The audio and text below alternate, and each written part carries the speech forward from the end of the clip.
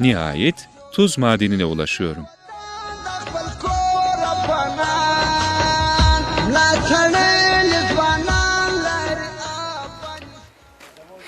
Bu Tahar'daki tuz madeni dağı, bu dağ ve karşı tepe tamamen tuzlardan oluşuyor. Biraz önce uzaktan size gösterdiğimiz gibi tuzlar biliyorsunuz İpek yolunun önemli ticaret mallarından birisiydi.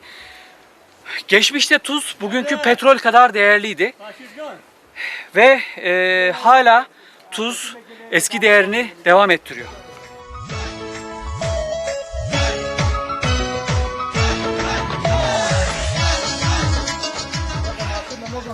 İşte öbek öbek tuzlar buradan çıkartılıp sonra madenlerde işliyorlar ve sofralarımıza kadar geliyor.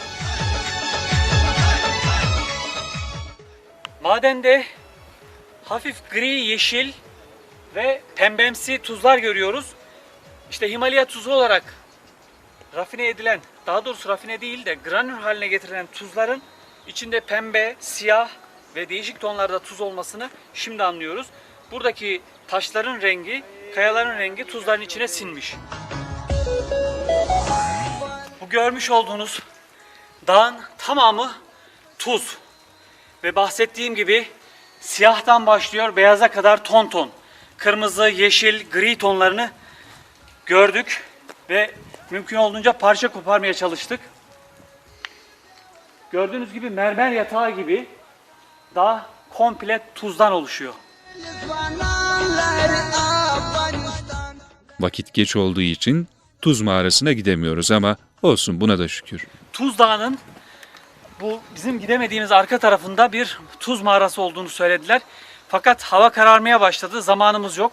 O yüzden size mağarayı gösteremiyoruz. Yani gidebiliriz ama hava karardığı için mağaranın içinde çekim yapmamız zor olur. İşte Bunlar şu tuz eşeklerin getiriyor. geldiği noktadan ve eşekler şu anda oradan tuz getiriyorlar.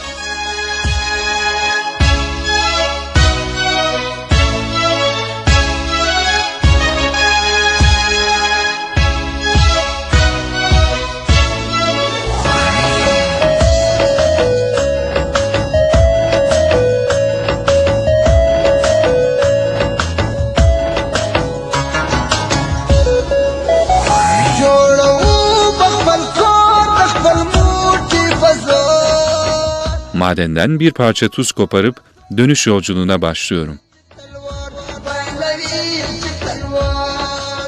Beşir, Afgan olarak yollardan korkuyor. Neden? Abi burası, ya burada bir şey yok da yine de biraz şey olmak lazım yani. Ne diyeyim? Tedbirli olmak lazım. Tedbirli olmak lazım. Çünkü geçen haftalar şey oldu, Afganistan'ın batı bölgesinde 31 kişiyi yakaladılar. Şimdi hala o adamları bırakmıyor. Devlet de şey yapıyor, bilmem bunlar Taliban şeylerine de başvuruyor. Millet televizyonlara çıkıyor. İşte bu konuyu medyaya atıyorlar. Kimsenin umrunda bile değil yani. Şimdi Köşe Bucak Dünya izleyicileri, anladınız mı? Sadece bir tuz madenini görmek için nasıl bir yolculuk yaptık ve nasıl bir tehlikeye katlandık. Hava kararmaya başladığı zaman burada adam kaçırmalar olabilir. Değişik tehlikeli durumlarda kalabiliriz. Buradaki bizim yanımızdaki arkadaşımız Beşir de onu söylüyor. Diyor ki ben bir Afganlı olarak korkuyorum. O yüzden çabuk olalım. Afganistan'da hava karardığı zaman güvenlik problemi had safhada. Gerçi gündüz vakti de pek farklı değil. Her halükarda güvende değilsiniz.